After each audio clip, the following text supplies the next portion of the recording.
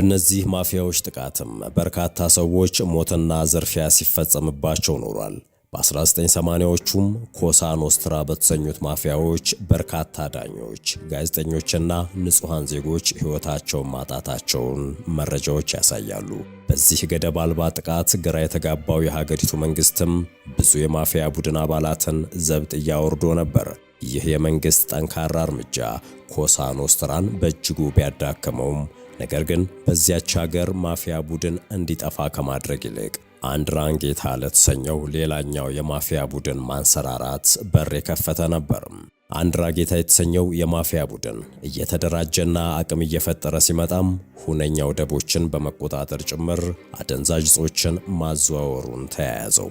በተለይም በኮኬን ዝውውር መላው አውሮፓን ማዳረሰው።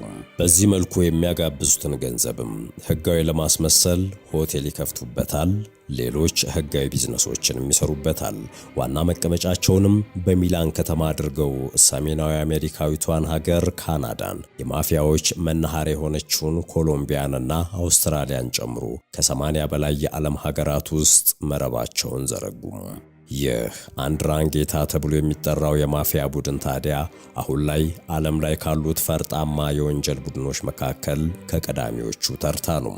ቡድኑ በዓመት ከ60 ቢሊዮን ዶላር በላይ ገንዘብ እንደሚሰራም መረጃዎች ይጠቁማሉ። አሁንም ተጽዕኖ ፈጣሪነትን ለመጨመር ገቢውንም ለማሳደግ እየሰራ ነው። ሁሉም ሰው ልብ እንደሚለው ደግሞ እግር ኳሱ አሁን ላይ ገንዘብ እንደ ጉድ የሚፈስበትና የሚዛቅበት ኢንዱስትሪ ሆኗል።